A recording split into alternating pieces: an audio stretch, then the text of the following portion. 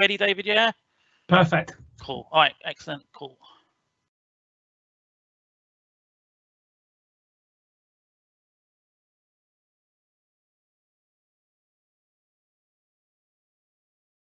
Good evening, everyone. Welcome to our talk about peregrines and other birds of prey, presented by David Darrell Lambert, professional ornithologist.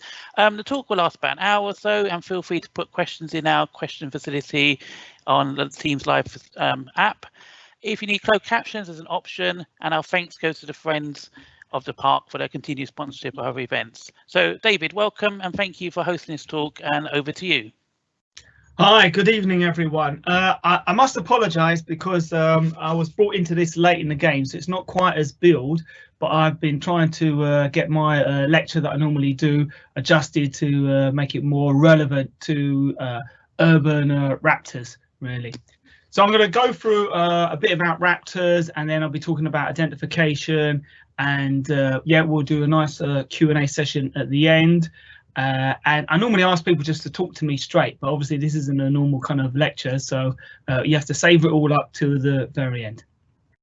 So we'll start off on here, and immediately you've got a nice big raptor sitting in front of us, high in the sky, and just a little prelude. This is actually a common buzzard, and the things we look for on the common buzzard when we identify them is these really lovely broad looking wings with a relatively short tail. And often the underside is very mottly looking, as you can see on this individual. But we'll talk about that much further down the lecture. We're going to have a more general discussion about urban raptors. So I've been bird watching in London for 40 odd years. So I started very early. And I remember the 1980s, actually started in the end of the 70s, but I haven't got that much knowledge to really cover that. It's more interesting in the 1980s. So in the 1980s, there wasn't a huge amount of raptors around. The mixology in the area of London was very, very different. One of the key species that we often would see would be something like this kestrel here. Kestrels were widespread. There was lots of facilities for them. So our parks and ground areas used to be a lot more rough and therefore held a larger small mammal population. So they were often feeding off that, and also subsidized by stuff like sparrows that were much more abundant than they are currently. And this kestrel here I actually photographed in Little Wormwood Scrubs on the edge of Kensington and Chelsea. So they were widespread. I used to see them in Tottenham a lot of the time because that's where I grew up. So Tottenham marshes used to always have quite a few birds knocking around, that sort of stuff. Very rough areas in terms of habitat, and yeah, used to attract them in very well. And then the other species that you could actually see in London relatively easy was short-eared owls. Now there's a twofold reason for that. One is you have these big areas of grassland that they used to utilise a lot. So again, the Lee Valley and Tottenham marshes and places further out like Raynham, and also the Walthamstow reservoirs, which is now called Walthamstow wetlands. Now the reason for that was, again, similar to the kestrel. They had this long vegetation which was very good for small mammals, and therefore attracted them in, and they would come in and feed during the winter months. They never summered, they were just purely a winter bird. But the other aspect of the 1980s is that we had much colder winters. So that meant that for birds, they're escaping out of Europe and northern Russia to come to the UK because it's much, much milder and they can survive more easily. Obviously, if you're a short-eared owl breeding in like Finland, in the winter time, you've got like 6 foot of snow and it's -20. Not really ideal conditions to try and find small creatures to feed on, because they will also take stuff like small birds as well. So coming across all the way into the UK was much more advantageous to them. Now we find a lot more, some of the winter migrants that used to get in large numbers, they end up on the edge of the continent and don't actually cross over the North Sea. Because why make the extra journey when you don't need to? If there's enough food availability in Europe, they still can be there and remain there. It is still possible to see short-eareds owls in London, and we'll talk about that in a little bit later on as well. Now, the other species which actually hasn't changed much in terms of population is the tawny owl. So we still see tawny owls in London. Most of the time you hear them, and this time of year is very good for them. So they normally set up territory from August, September, all the way through to November. So if you're out in a nice big parkland like Holland Park, excuse me for a sec, you can often hear them at dusk calling. And typically we refer to them as the males will go the twit twit to woo, and the females respond with a quick quick quick. Because they breed much earlier in the season, it means by April, May time they will have young, and that's another potential time when you can hear them because the young get very vocal towards dawn and dusk. Obviously in April time, dawn and dusk is a lot later, so it's easier in the winter to go around having a look for tawny owls in the area. This one I took was actually in Kensington Gardens. That pair has actually moved out of the set of trees where they used to hang around a lot, and so now they're a little bit more tricky to see. There has been a pair breeding in St James's Park, but I haven't heard if they were successful this year. It's probably just due to lockdown that no one's actually been out to have to look for them. So March, April time is a good time to look out for the big fluffy white young that you can see sitting around the place. Now, the other raptor that we used to get well in London, and they were mostly on the east side along the Thames, down at Raynham and places like Barking Bay, is the hen harrier. Now, the hen harrier, again, is similar to the short-eared owl, so there's less numbers of them actually wintering here in the UK, but a nice cold winter like this year might actually encourage them to move further across. The other thing that affects raptors is vole populations. So if you get in Northern Europe a large lemming year, a lot of the raptors then feed on them and produce bumper crops. So you end up having larger influxes of stuff like short-eared owls into places like London. At the moment, there's short-eared owls up at the gunpowder factory in the Lee Valley, just north of Chingford. So it's potential you can go there. But the hen area was most frequent at places like Raynham Marshes, where you could see them quite easily.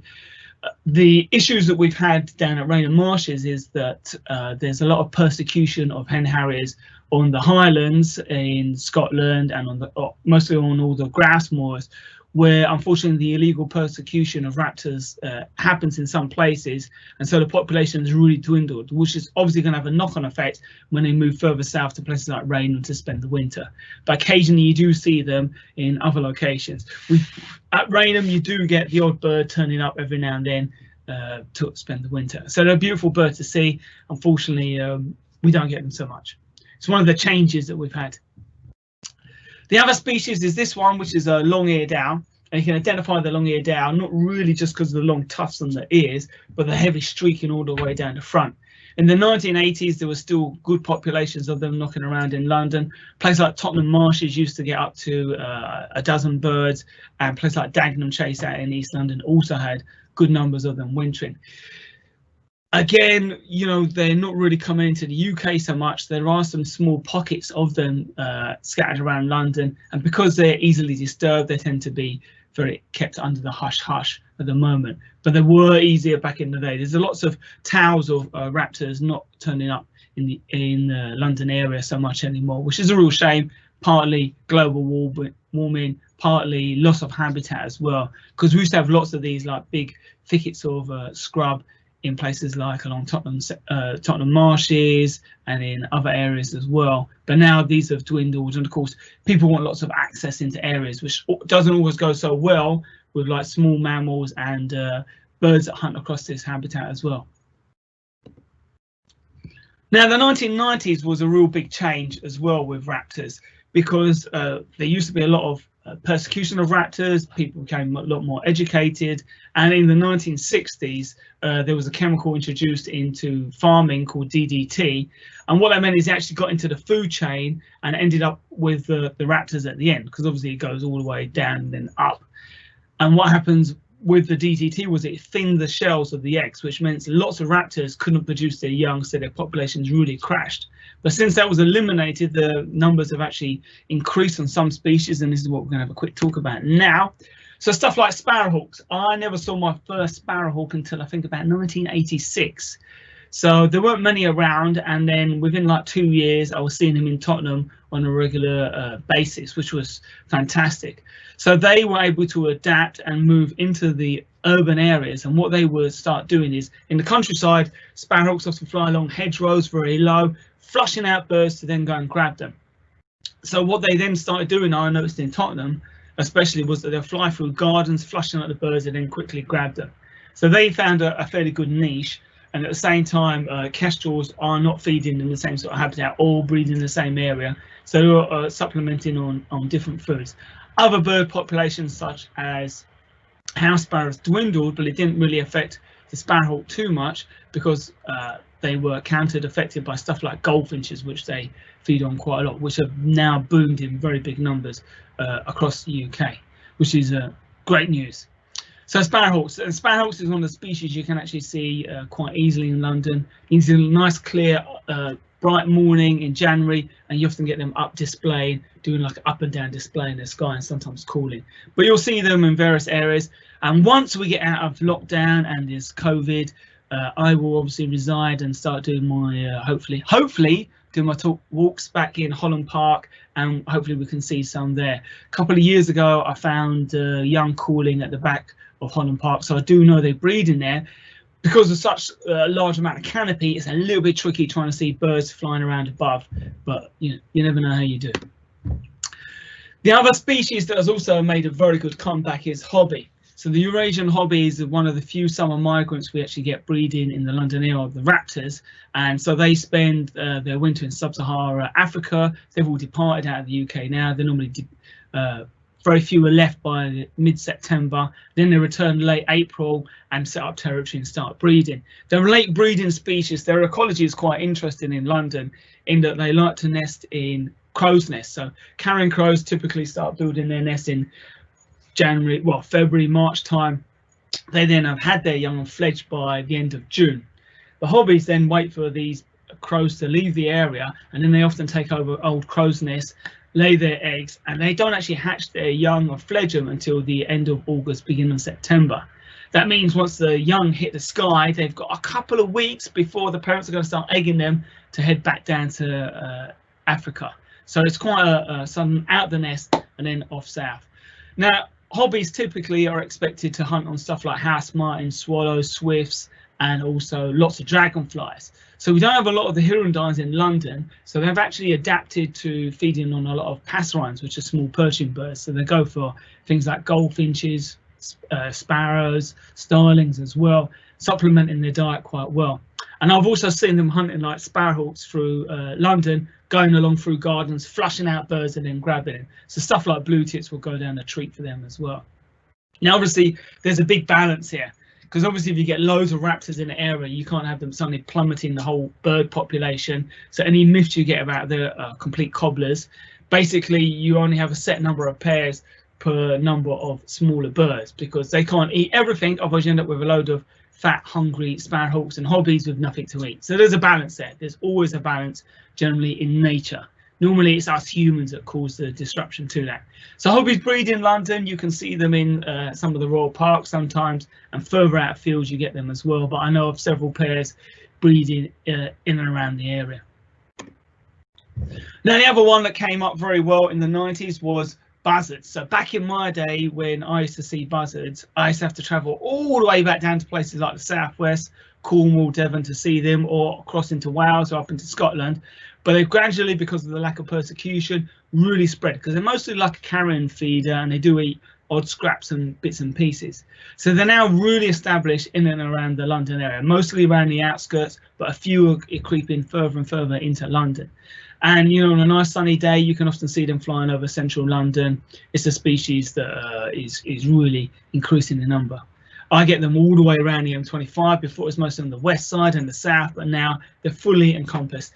And over on the east side of London, I get them hunting over my area in parks and rough areas as well. They're coming from further out the countryside. So a big raptor like that, it's got these big broad wings that can nice thermal up all the way into the sky and travel long distances. So pegging it out of Essex and going into central London for a quick snack really isn't that far for them to go. And in the spring, we get a big migration of them, and you can see up to a dozen in the sky in some parts of London through March and April time. So a really nice raptor to see.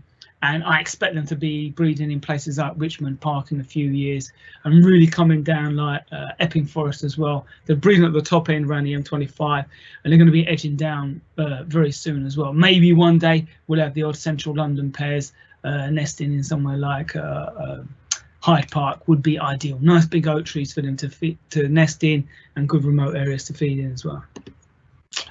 So the other real boomer is this one, is the peregrine. So back in my day, my first ones were in the west coast of Wales, in Pembrokeshire. I remember seeing them and just being amazed at these beautiful birds and how quickly they would travel miles away. That was probably the early 80s. By the early 90s, I actually saw my first ones in central London, and I used to work behind Tate Modern, so I used to spend a lot of lunch hours sitting on the river by South Bank and in front of Tate. And one day I was sitting at South Bank, and this immature peregrine just suddenly wheeled around and disappeared over towards Tate Modern, and I was like, wow, that's amazing. And then they became much more regular because I used to watch Walthamstow Reservoirs a lot, and then they were discovered actually sitting on top of Tate Modern, so I used to watch them all the time. Now in those days they started breeding, I think, in the early 2000s, and now in the London area they estimate something like there's about 35 to 40 pairs breeding in and around the area, which is a really high density. If you compare that to something like the average urban pair, rural pair, beg my pardon, of peregrines, they nest in much lower densities, so they're sort of like 6 to 7 miles apart from each pair, and in London they're down to sort of like a mile, even half a mile, each pair breeding very close. So that's partly to do, there's lots of food in here, there's lots of small birds for them, well, not so much the small birds, but stuff like feral pigeons for them to eat, and wood pigeons.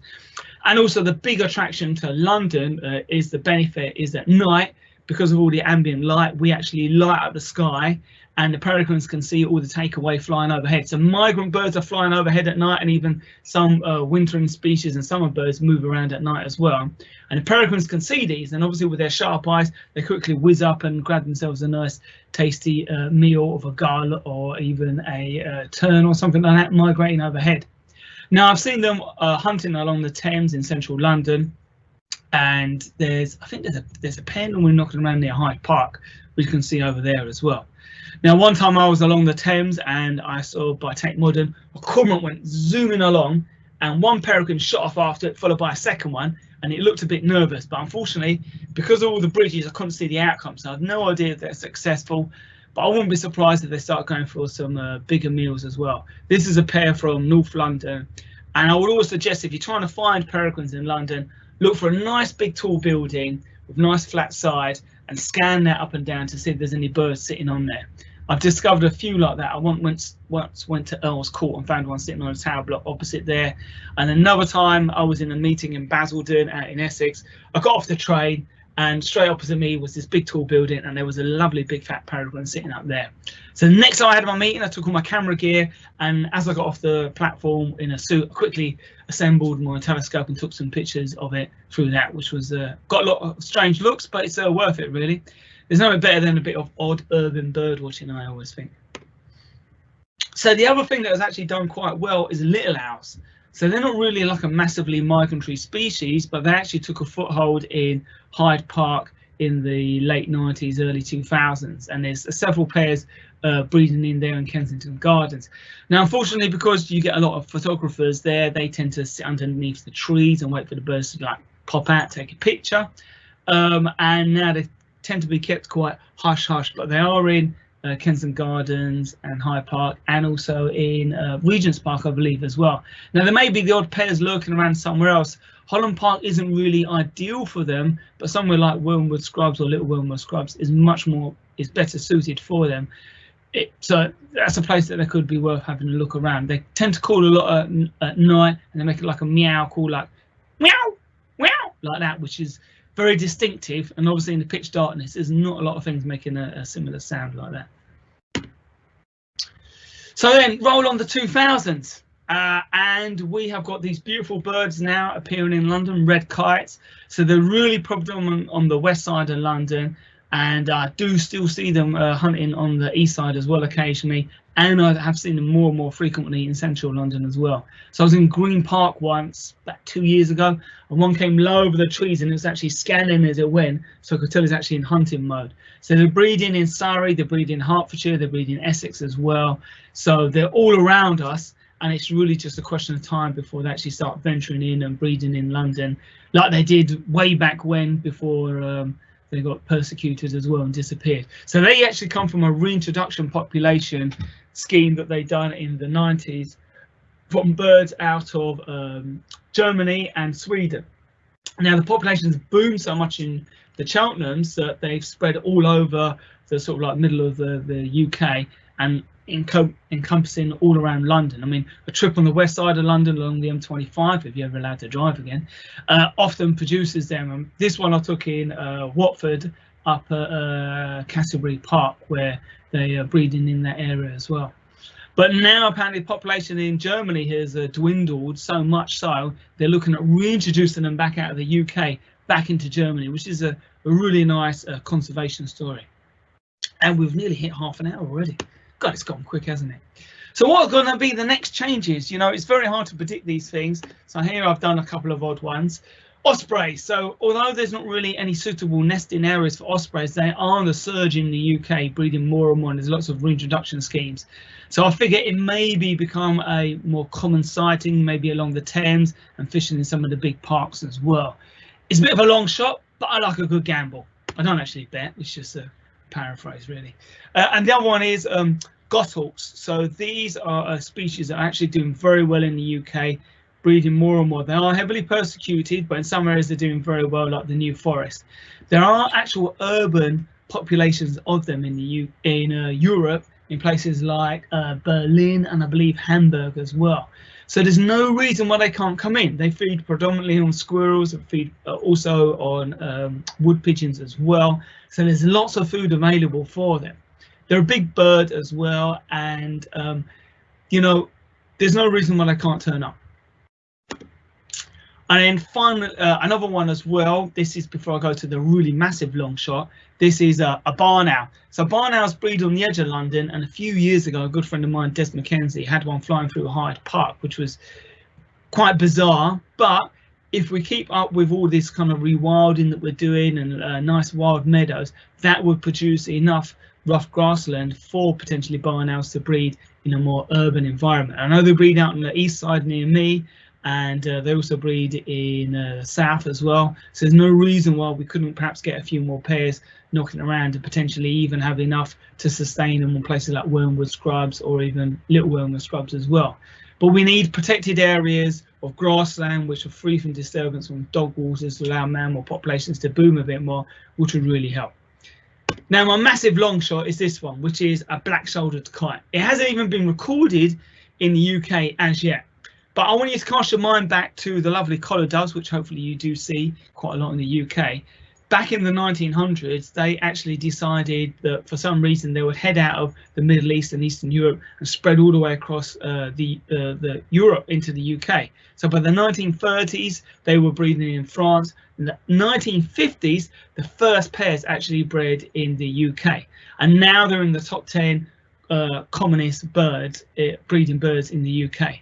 Now, I'm not expecting that from the black-shouldered kite, but it has been spreading all the way across the Middle East. So there's this Asian race, which you can see a photograph of here, and they're now breeding. They were used to only breed in one country in the Middle East. Now they're breeding in 8. And in Israel, they've gone from none to over 200 pairs. Now, there's that potential that they could push across Europe and eventually end up in the UK. I don't know. We do get more and more birds turning up in Europe. And in Belgium this year, they had actually a pair, I think, with a nest, which is crazy, so there's not that far of a hop, skip and a jump to get across here. So why not? It's a long shot, but there you go. So, right, we're going to do a little talk about where to see them. And I reckon we might run out of time because good old Trevor said talk for about 45 minutes, which is fine. So I'll be able to cover this side and maybe a few more. So where can we see them? Well, it would be a shame for me not to quote Holland Park. Holland Park is great and there's lots of cover. Unfortunately, it makes it a little bit tricky seeing your raptors. So stuff like tawny owl breeds in there, you can hear them. And in one of the guided walks I've done a couple of years ago, we could actually hear them on the dawn chorus calling away, which is really nice.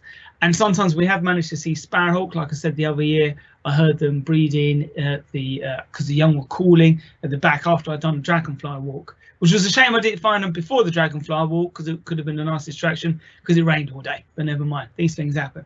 So Holland Park, go to your local parks, listen for tawny owls at dusk. Obviously, be safe. And then there's Hampstead Heath. Now, the reason I bring in Hampstead Heath is that it does have a small population of kestrels there. So it's one of the close places you can actually go and guaranteed, almost guaranteed, nothing's guaranteed in wildlife, to see kestrels. You can see them from Parliament Hill. They're often hovering and flying about. And normally when I've led walks there, did I lead some walks there? I led a walk there this year before everything went bananas. And pretty soon we had kestrel, but I don't remember. Normally do see kestrel. So it's a good spot to see them. And on nice warm days as well, you should be able to see stuff like sparrowhawks in the area as well. No, they breed there, and buzzards migrating overhead. They have had peregrines on some of the steeples in the area. I haven't seen any, so it's always worth keeping an eye open and any of these tall buildings for them. And the next one is Raynham Marshes. Now, Raynham Marshes, you can see the centre there and the Aveley Pools there, is pretty much full of birds. Now, on a day trip there with a pair of binoculars, you should be able to see stuff like marsh harriers that breed there now. Buzzards are very regular. Kestrels are there as well. And if you're lucky, maybe a peregrine, sparrowhawk, or even short-eared owls in the winter months as well. So I know there's a bit of a good movement of short-eared owls. Whether or not there's any at Raynham, I haven't heard a peep out of Raynham. So I don't know whether or not they're just keeping things quiet to stop people going over there so much, because obviously they're short of staff and all the rest of it. So I don't know, but it's always worth a trip. And there you can actually hire binoculars to wander around the site as well. And when you go there, they'll tell you exactly where you can go and see stuff, because it's a very heavily funded RSPB reserve. Oh, there's also fees implied as well to get into there if you're not a member. Now, the other place as well is the Lee Valley. The Lee Valley can be very good for seeing stuff like hobbies. Hobbies you also get at Raynham, forgot to mention that. But hobbies you get in the Lee Valley in the summer months. You can see them hawking around on insects fairly easily. The countryside around there has buzzards, and also now it's getting red kites on a regular basis, and you can see kestrels and sparrowhawks there as well. So very good, very easily access that at Liverpool Street Station or Tottenham Hale or Seven Sisters as well. Got to mention all the good public transport routes that you get in London. So we'll do another 15 minutes or so of the main body of my normal talk and see what we can cover there. Oh, here's a picture of the Lee Valley. This is Cheshunt Pits in the winter, and those pylons that you get scattered along, they're very good for looking for peregrines. Always keep an eye on peregrines. Do most of their feeding in the first and last hour of daylight, apparently 90% of that, one stat I once read.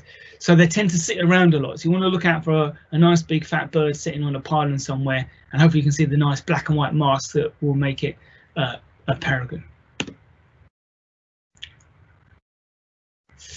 Right, so when I talk about raptor identification and all them, group them into different areas. So what we will do, and it's a little bit dated this slide, is we'll look at common ones flying, and this here is a sparrowhawk. Now, the best way of sorting out sparrowhawks is they have nice rounded wings and fingered at the end. So you've got this fingered up. There's not pointed wing shape, but fingered. And there's a lovely flat glide, which is very important feature.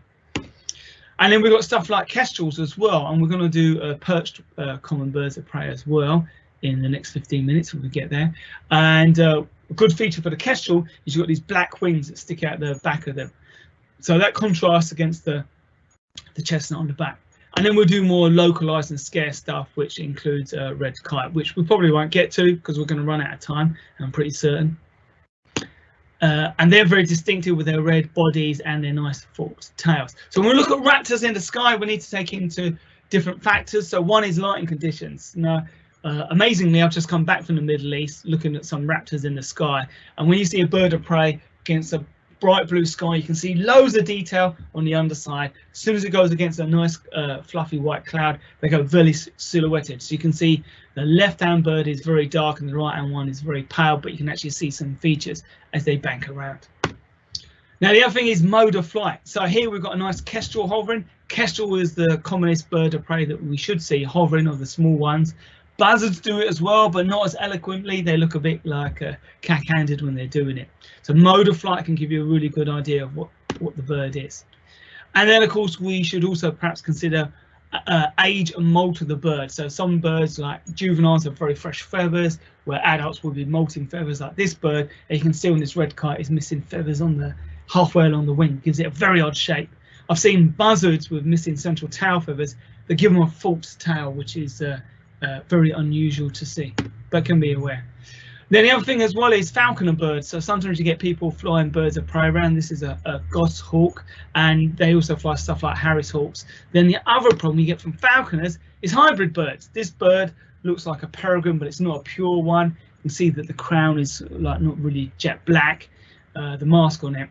And this was like, I think, a three-way split between various birds. The reason they do that is that under UK law, if you have a pure peregrine, you have to prove that it wasn't a wild bird, and they do DNA tests and that sort of thing to identify it. I don't know how that works, but apparently they do. So if you have hybrids and it doesn't fall under that, and it doesn't really matter. But the trouble is, if they escape, they can be very confusing if you see them. Fortunately, it's very rare, so we don't have to worry too much. So now, reference books. We'll quickly whiz through this. This is the Collins Guide that one of my daughters was holding many years ago. It's very good, but unfortunately it covers all of Britain and Europe. So there's lots of extra buzzards in there we don't really need to worry about, for example. Then you have the Macmillan Field Guide, which is an out-of-date book, but it's very, very good because it covers difficult pairs. So it talks about kestrel versus hobby. It talks about merlin versus peregrine as well. That's the first edition. They've done a second edition, which is still available, which is a little bit bigger. I like the first one because it was very small, but it's also written very simply as well, starting with the most important features working back. This is obviously, of course, until I do my own field guide, and then you can purchase that off me directly.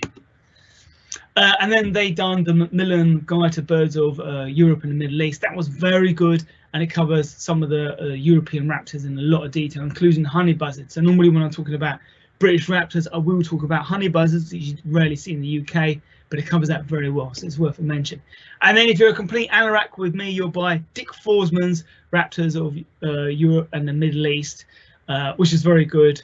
And he's done another edition which is even better, which just covers them in flight, but it does cover a lot of birds, so it does cover all the European species as well. But it's very good. I do like it, but not a book if you want to stay awake, because if you read it back to back you may fall asleep, but I do occasionally as well. So in this we'll quickly do a little where to do.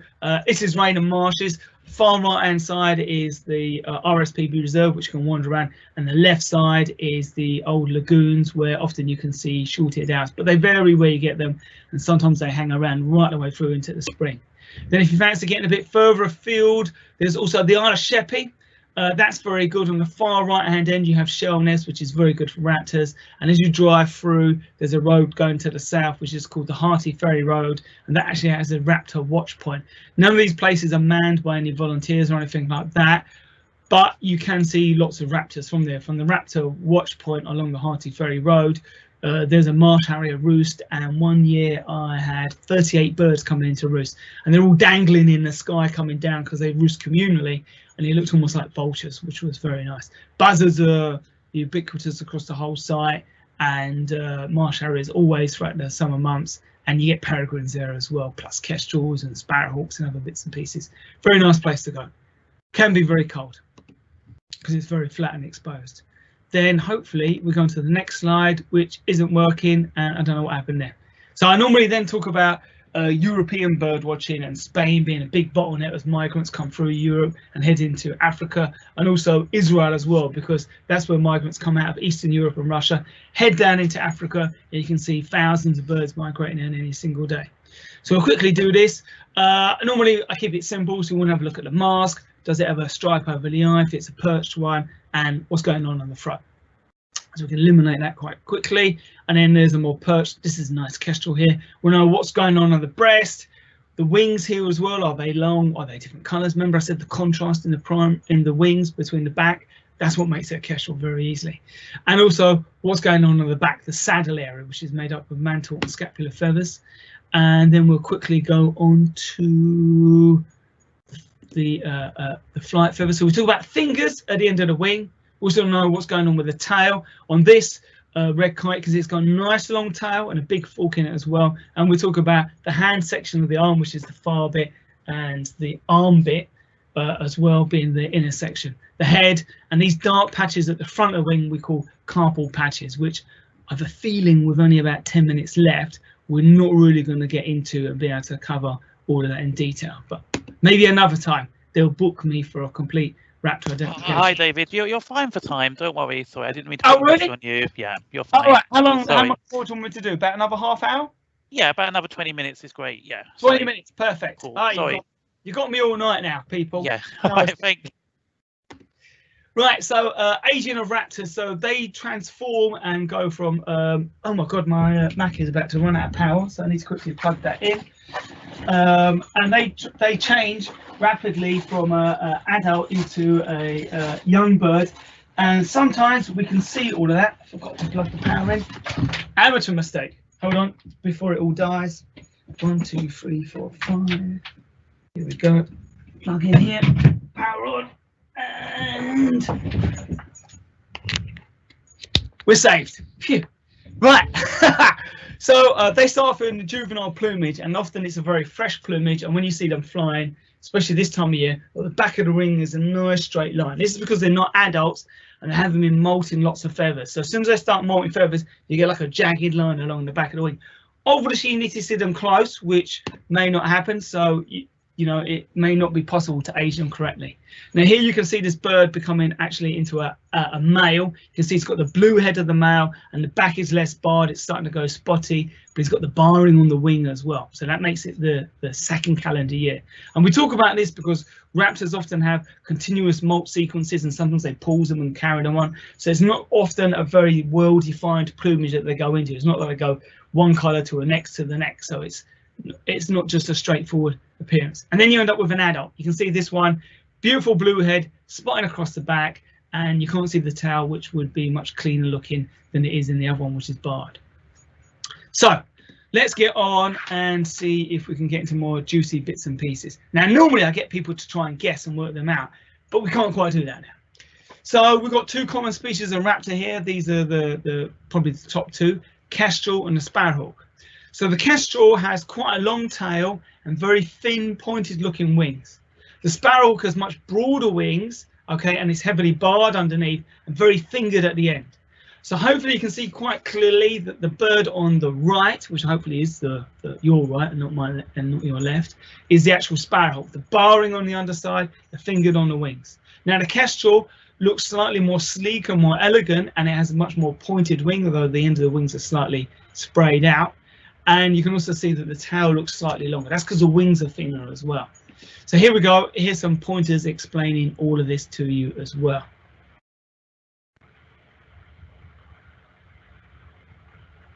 Now, the reason I point out on the sparrowhawk about not having any mask is they often look very sort of like uniform all over around the head. There's no distinguishing features. And on a kestrel, you can often see like a black line on the face if they're close enough.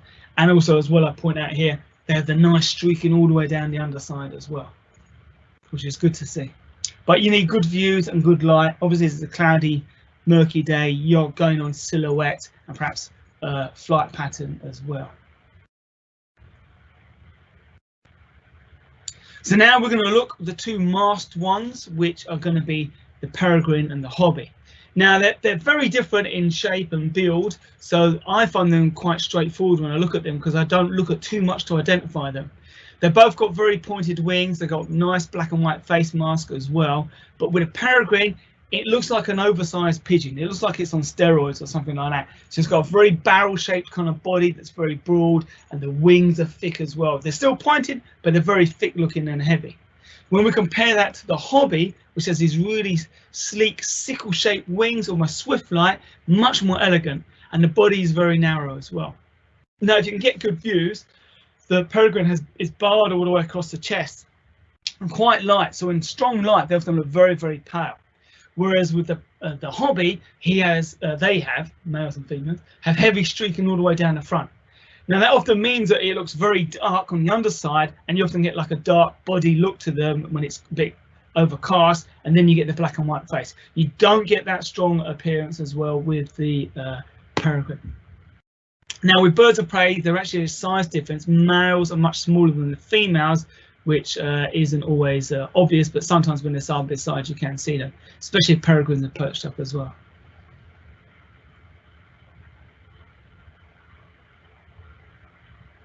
So there you go, here are all the pointers for you. Now if anyone wants any copies of these slides as a PowerPoint, get Trevor to get my details or look me up, birdbrainuk.com, and message me and I will send you over some of these from tonight.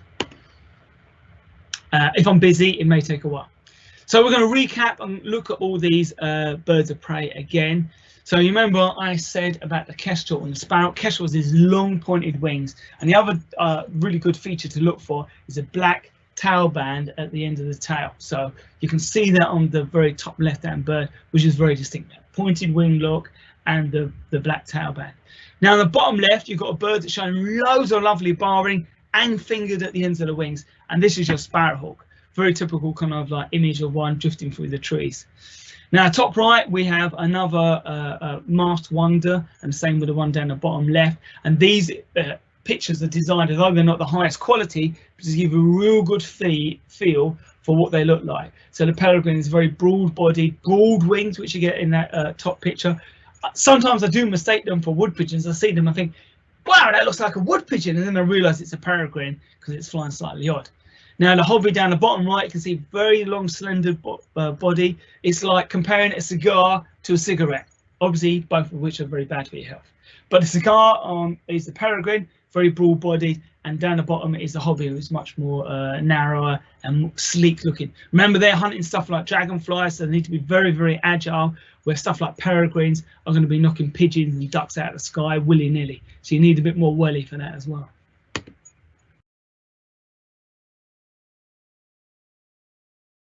So here we go, all those pointers all put out for you here nice and easily.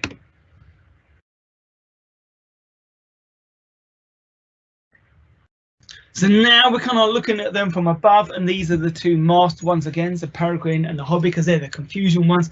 This time of year we shouldn't have any hobbies. It'd be lovely if there was one, but there shouldn't be any, and it should be mostly peregrines that we're looking at. So from above, the hobby is much more darker grey, darker slate grey kind of look, very dark, often black appearing, whereas the peregrine is actually much more of a sky blue, much paler looking, so it looks very different. Now mode of flight is important, so the peregrines will often just circle up high in the sky and then doing a big massive stoop to grab their bird, and then we'll grab whatever prey it is and take them somewhere and pluck it. With your hobbies, they do a lot of gliding around, and they'll do low darts and very acrobatic moves. Because you imagine trying to catch a swallow, you've got to have a bit of ability there to do that, and that's what they do. They'll also feed on the wing as well, which the other raptors that I talk about don't do. So when the hobbies are drifting around, they'll actually raise their talons up once they've caught some prey and actually feed on it as they're drifting around. Now, when we talk about feeding, I often found it quite good when I used to work down at Tate Modern to work out if peregrines were there, because I'd go out at my lunch hour, look up, see if there's any feathers dropping down. Now, if feathers are coming down out of the sky from Tate, then I knew that there would be a peregrine lurking around there. So they pluck them and all the feathers drop down willy-nilly. So if you're ever wandering along and there's a feather dropping out of the sky, maybe worthwhile having a look on the nearest tall building, which is like their cliff replacement that they nest on or feed on for any peregrines knocking about. So the one on the left is the hobby, one on the right is the peregrine.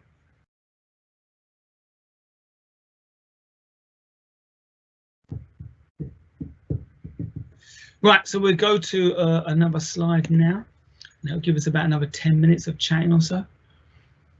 Right, so now above, now really, really good feature. Do you remember I said about the kestrels having these black ends to their wings? As you can see on one of these images, you can see the real contrast between the black end of the wing and the more sort of like chestnutty barred area in the inner section of the wing. So the bird on the left is a kestrel. Now I often identify kestrels at 6 billion miles away, not quite that far, but you get the drift, because they've got this contrast on the wing. So as soon as the raptor's going by, I can see the contrast on the upper side of the wing. I'm like, wow, that's definitely going to be a kestrel. The only other confusion species are European stuff, so we don't need to worry about that in especially a London context. Now the bird on the right is a sparrowhawk, and what you can see is the nice broad wings, even though they're like sprayed back a little bit, so they're almost slightly pointed, but uniform coloration. They don't have this massive contrast that you get with a kestrel. Kestrel has these very pointed wings as well. So the thing about this is the mode of flight. So kestrels will hover massively, and they'll also dive down straight vertically onto their prey as well. They often perch up quite a bit. Sparrowhawks tend to do a lot of hunting by stealth, so they go in and out of woods, charging through gardens, hedgerows, that sort of thing, looking for their prey, as this one was doing. Otherwise, they'll sit up and normally fairly tucked away. Now in my garden, I get sparrowhawks hunting, and they will often sit beside the feeder, showing off. I don't know why they're doing that, but they do like sitting around if they haven't caught anything near the feeder, perhaps to say, yeah, I'm here, I'm going to come for you later. The mode of flight as well, the sparrowhawk is flat glide. They do that a lot, and in display they go up and down like that in the sky, which is really beautiful to see. Kestrels, when they do a display, they fly around and they like flick their wings side to side like this, which is called winnowing, which is unusual, and only kestrels do that. They do that in the spring a fair bit.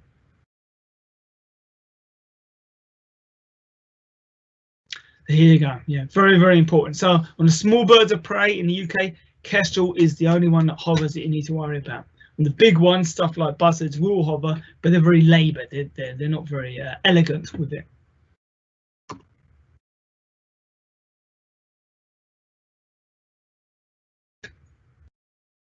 Now, this set of slides is normally my quiz time to get people thinking about what they see, because it's all well and good me putting up all these slides of a bird of prey going like that in the middle of the sky, but in reality they don't do that. You look up and vroom, it's gone, and you've got to make a decision about what it is. Now I always say that bird identification is often like just one or two features to sort it out for 90% of the birds that you see.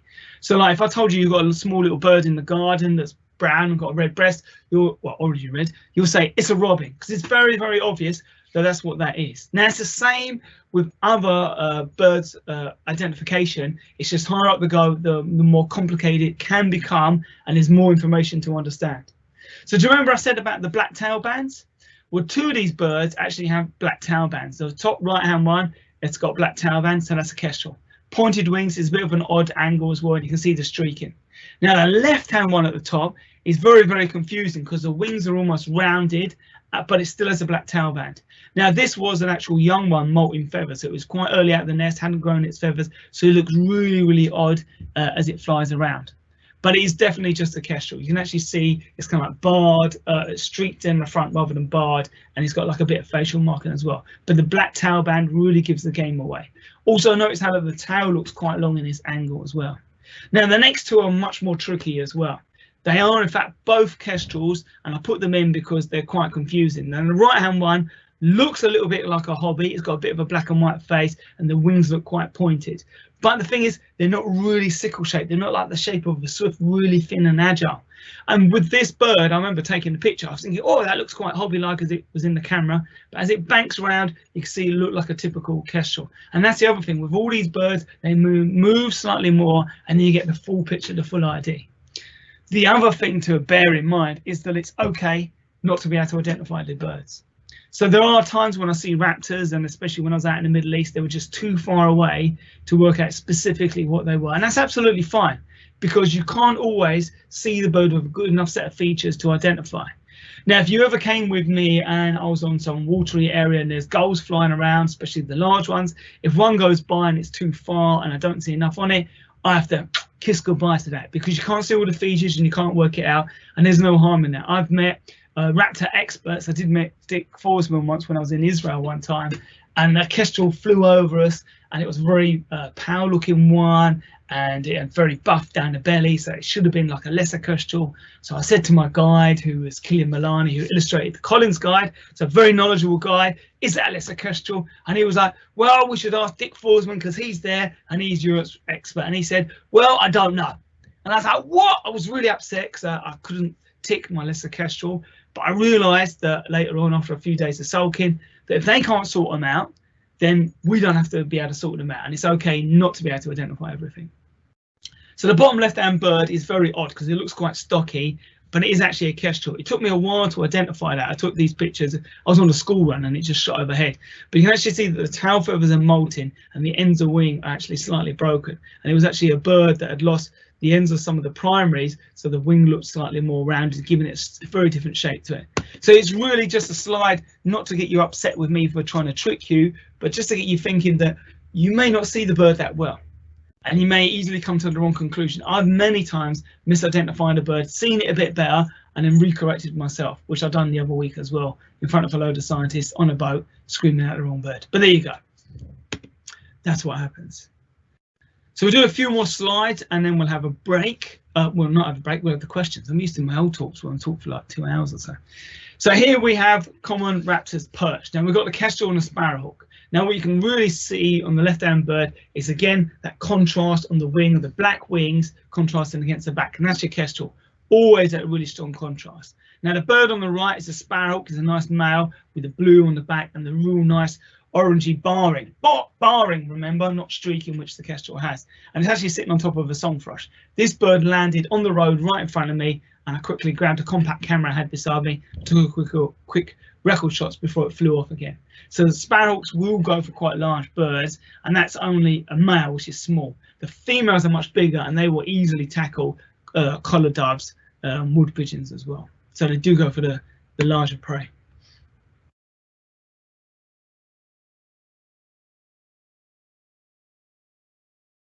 So as you can see, orange front down on the sparrowhawk, and the blue head as well that I didn't mention on the kestrel as well. Notice that the blue head isn't all over and it stops at the back. The blue on the sparrowhawk goes all the way down the back. So it's a very pretty looking bird. Excuse me, hiccups.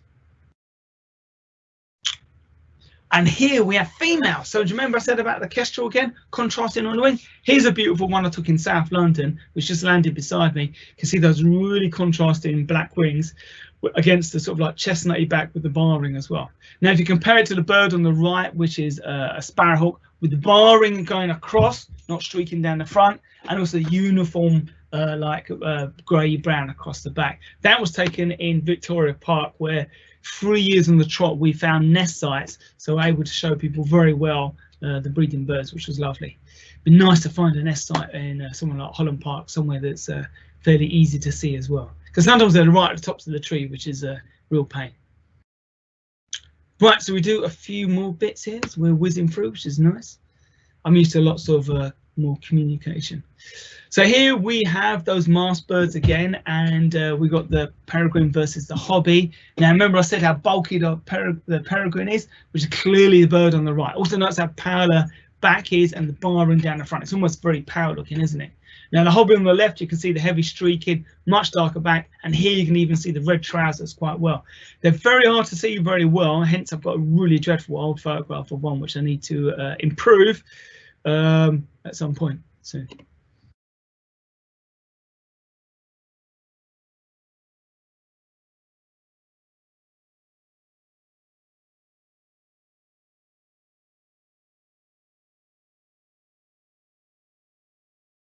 And here we go, all the slides completely put together nicely, which is great.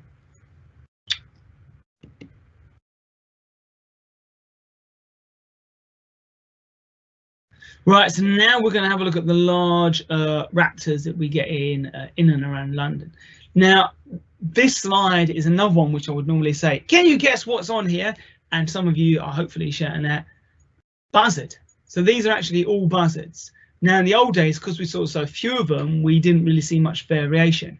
And this is really reflects what's going on in the population out there. So when you have large birds of prey population, especially with buzzards, and I don't know why it is with buzzards, you get much more variation in the plumage. So you can see the very bottom left-hand bird, very, very pale underneath. And you can see the one in the middle on the top as well, also very pale underneath. But most of them show the sort of like classic look of very broad winged and short tail. Now it depends on the angle, because like the one in the top in the middle looks like it's got quite a long tail, but it's not really that long, especially in relation to the broadness of the wings, and they're all fingered at the end as well. Very motley plumage underneath, and the one on the top left and bottom middle, very typical, quite dark with the mottling all down along the belly. Now we should get these on a regular occurrence over places like Holland Park and Little Wilmer Scrubs as well. Just need some eagle-eyed people out on nice hot sunny days as well. Yeah, so age is affecting them. So remember I said about the young birds having really fresh wings. If you look on the top right-hand bird, that trailing edge is really neat line, and also the one in the middle also has a very neat line along the back of the wing. Compare that to the bottom left, and you can see how jagged the wing is on that very pale bird, as it's molting lots of different feathers of different ages, and even the tail as well. So you don't have such a pristine line.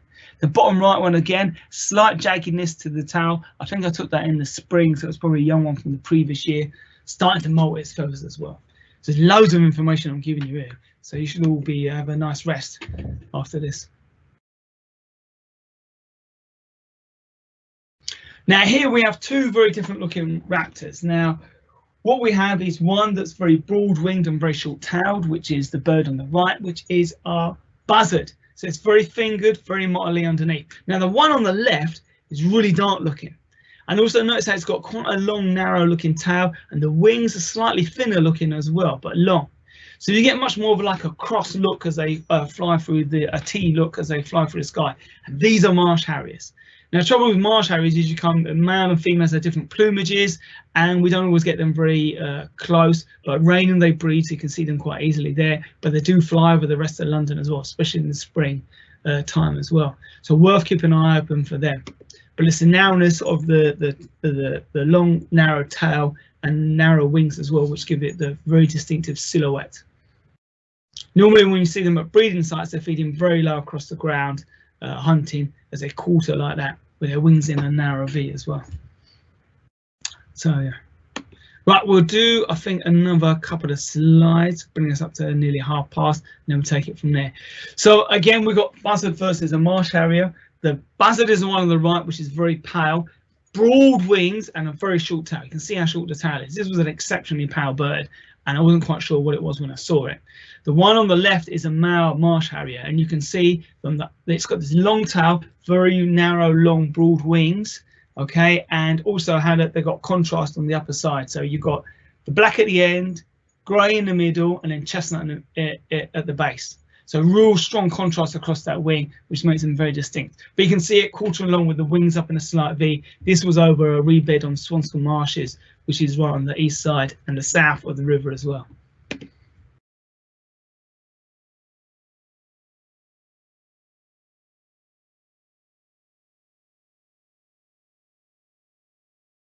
Now, unfortunately, I had to convert my lecture to PowerPoint to get it to work because Microsoft Teams doesn't like my Mac. Boo! So some of the animation here that's going on is a bit slower than it would normally be for me.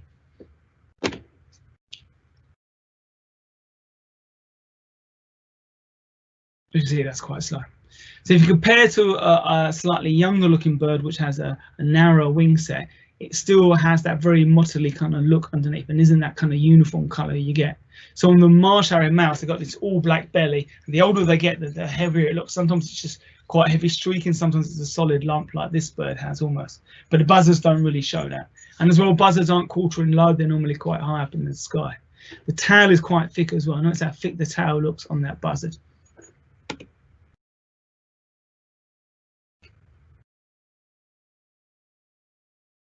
Oh, this is handy. So here we're talking about, if you may recognize this picture, this is the buzzard on the left from earlier on in my lecture when I was talking about pale buzzards. But the bird on the right is actually an osprey, which was in one of my earlier slides as well. I should vet this a bit more heavily. But the thing with the osprey is they have a very odd shape to them. So they almost look a bit gull-like, and that's because on the wing, the hand section is actually narrow. So the hand goes almost slightly pointed, which makes them look very odd. They're quite pale underneath, and you often get lots of white and these dark wing patches on them as well. And if you see them well, they've got like a highwayman's mask. They've got a black streak line through the eye with a white crown and a white throat as well. So that stands out quite well. Very, very different shape compared to the buzzards. So the buzzards have these more even broad wings and don't have the nice intricate patterns that you get with the buzzard. So I think as long as Trevor is all right, unless he wants me to carry on, we shall finish the talk there and go to some questions. Is that all right, Trevor? Yeah, that's great, David. Thanks very much for that. And yeah, and like you said, thanks for stepping in, because we did have to do a last minute substitution with yourself stepping in. So I think everyone agreed that's an excellent talk, and it was really informative. So yeah, I've got some early dates for people's diaries, because people have been saying how great your talk was, and I booked you already, as you know, for the Dawn Chorus on the 24th of April. And also each year David does for us like an introductory to bird watching event as well, which is good for beginners and people that want to brush up their skills, and that's the 20th of March. But I will publicise them again a bit more close to the actual date, because I appreciate they're quite in advance. So yeah, David, lots of things coming through on the chat. Lots of people saying where they've seen birds of prey. I've got little owls when I used to live in Guernsey Cemetery. People talk about peregrines on Charing Cross and Ealing Hospital. Yeah. Barn owls in Richmond Park, and a place maybe you know, so I don't know actually. Warren Farm in Ealing. I've heard of that. Yeah, lots of red kites, peregrines, and is how you say a wryneck? Is that right? The wryneck. Oh, that's very good. Yeah, and skylarks. That's cool. That's a small little woodpecker type bird, migratory species as well. So to have seen one there is really, really good. Cool. That was from I believe Robert. And then yeah, just 7 questions or 6 questions for you. Yeah. The first one, someone asked, kestrels and buzzards. Are kestrels being pushed out by buzzards? Is that anecdotal? Is that actually happening? No, not really, because kestrels have got eyes that are adapted to see ultraviolet light, and they see the urine trails of small mammals in the grass. So they're really hunting different things. I mean, buzzards will eat small mammals, but they eat a variety of stuff. They'll eat worms, they eat snakes, they eat dead stuff as well, and they'll even hunt rabbits. So the overlapping food is not really there. Kestrels, I think, are suffering because there's a lack of like suitable grassland for them and nesting sites as well. They need nice holes in trees. So unless people start putting up nest spots specifically for the kestrel, that's probably why we're not seeing quite so many as we used to. You know, with less verges along hedgerows and stuff like that, there's less areas for the small mammals, and therefore kestrels aren't feeding so much of farmland. Cool. And then a question about little owls. Are they an introduced species? They are, in fact. Yeah. I got a feeling they were introduced by the Romans, but I can't remember if it's that or red-legged partridge. But I know they are actually an introduced species. I mean, many, many years ago, I think it's over 100 years ago that they were introduced, but they have created a nice niche for themselves in the UK. Cool. They eat mainly worms. Is that mainly their diet? Little owls? Insects, beetles, all that sort of stuff. With the little owls. The pellets that I have dissected have been mostly beetle contents, but if you eat a worm, you're probably not going to produce much in the pellet of worm debris. So. Cool. And then a question: did you manage to see the I forgot the other name, the bearded vulture? What's the other name? They're called Lamberguy. That's it. I nearly said Lamborghini. I was thinking of cars then. Did you manage to see that one in Britain this year? Because one come over, didn't it? In the yeah. It spent a couple of months up in Derbyshire in one of the most heavily persecuted areas for birds of prey and survived. And then it flew south, but unfortunately, when it flew south, I was actually in Egypt, so I wasn't able to go pop up the road and go and see it. I was tempted to. But yeah, I didn't go to see it. I would love to have seen it, but hopefully next year there'll be another one, because there was one a couple of years ago that ended up in Cornwall and Wales. So I'm hoping they'll become a more regular occurrence, because they've got this reintroduction scheme in the Swiss Alps, and that's what's causing lots of lammergui, the bearded vulture, to appear across Europe. So hopefully, shape of things to come. Cool, that would be good. Yeah, they're impressive birds. A question about peregrines. How fast can they swoop, you know, when they go down in their dive? Yeah. Well, the fastest recorded swoop of a peregrine is 300 kilometers per hour, and that was where a guy had one in a hot air balloon, and then it dropped down out of there to go and chase its prey, and it was recorded at over 300 kilometers per hour, which is a fair bit, and hitting anything at that kind of speed will probably kill it straight away. So cool. And then a question about the lifespans of the birds of prey. What's about the do they range in ages depending on the species, or is there a commonality? Generally with birds, the smaller the bird, the shorter the lifespan. So stuff like kestrels may only live like, say, 6 or 7 years, where stuff like a buzzard could potentially live up to 12 or something like that. And the trouble we have with understanding average ages of wild birds is you have to ring a bird as a chick in the nest.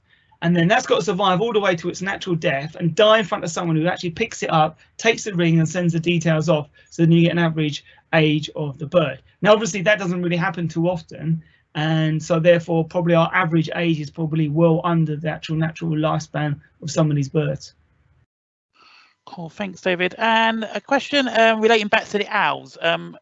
The reasons why they make calls, different calls. Oh, what, the male and females? Yeah, just generally, why do owls call? Is it mainly communication, territory, things like that? Many things. So owls will call, for example, tawny owls I know actually call to set up territory. So they're setting up territory to proclaim this is my male territory, and then they also want to respond from the female to know that it's actually worthwhile hanging around there, so that they can actually become a pair and raise young. Now, I never knew this, but I was out sound recording tawny owls, and then I heard this really odd call, which I thought was another bird, but it was actually the tawny owls copulating. So they make a very odd sound when they copulate as well. And then the young often have very distinctive calls because they're called to parents to be fed. It's like a begging call. So most birds will have a variety of different calls, and it normally serves that purpose. With smaller birds, they also incorporate stuff like alarm calls, but I don't know of many raptor. Oh no, some raptors will give alarm calls when you go near their nest, but others will just go for you. And going right back to when you were talking about ID guides, I think it was Helen, apologies it wasn't, it was asking about, is there a place to find like the recordings of the sounds of birds? Yeah, there's lots of, there's a fantastic website which I support called Xenocanto, which is spelled Xeno and then CATNO, Xenocanto. And there you have a global library of all sorts of bird recordings on there. Now, what you can do is you can draw, go to the map facility and draw a square around Kensington and Chelsea, and hopefully you'll find some of my bird recordings on there. But you can also go to specific species and look up loads of recordings. Now, if you've got a smartphone and you hear an odd bird and you don't know what it is, do a voice memo. Then you can upload that to their website as a mystery sound, and someone will hopefully come along and tell you what it is. Cool. And then I'm going to merge a couple of questions into one. There's questions asking that just come in about why birds of prey are endangered, and also why some of them have been persecuted as well. Yeah, so I mean, some of them are endangered because they're losing habitat. So like if you're a specialist breeding bird, like something like you could say like a long-eared owl, they like nice conifers and woods and that sort of thing. We're getting less of that kind of area, and we tend to go sometimes, for example, with the long-eared owls, into a lot more of these wooded areas, and they're very sensitive to disturbance. So disturbance can be a big thing. Loss of habitat is generally also a big thing, and then loss of food. So if you lose like loads of small mammals, you knock out something at the bottom of the food chain, it has a big ripple effect. And the big things at the top, the birds of prey and predators, then tend to dwindle in the area.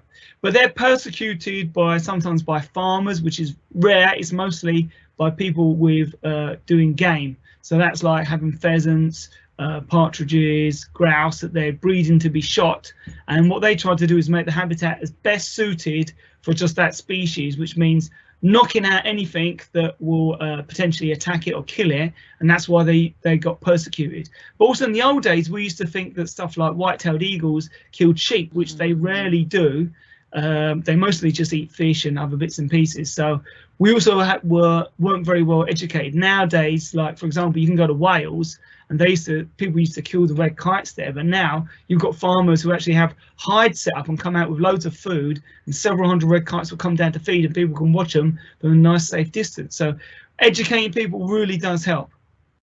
Cool. So then the white-tailed seagulls, as an aside, they got reintroduced to the Isle of Wight, didn't they? So there's been a few that flew over London, apparently, hasn't there? Yeah. I failed to see any. One was seen in the spring. I did spend a lot of time in lockdown scanning for one, but they may be a beautiful thing drifting over London every now and then. They look basically like a barn door because they've got these big, massive, broad wings and a tiny little tail. They're very unmistakable. Cool. And then someone just mentioned Nottingham Trent University have like a video of their peregrine nest on their roof. And someone from Gibraltar has joined us as well, which is a good hotspot for raptor migrations in Gibraltar, where they fly over in large numbers. Yeah. And going way back to RBKC, Kensington Green, I presume cemetery, that would be a good place for raptors as well, wouldn't it, as well? Yeah, some species. I mean, to be honest, I haven't actually been there, so I'll have to. It'd be good to go there. But stuff like sparrowhawk and kestrel, I imagine you get in there in probably a few hours if there's enough trees. definitely sparrowhawks nested and bred in Holland Park this year. I can confirm that. But again, too, I haven't been to Kensal Green for a little while. David, I think we'll wrap that up there. So thanks very much again, and thanks to everyone for joining us. And my thanks again go to the Friends of Holland Park for their continued sponsorship. This week, Raptors. Next week, Spiders. So feel free to join us. The login details are on our website. So David, thank you again, and thank you everyone for joining us, and have a good evening. Thank you. Goodbye.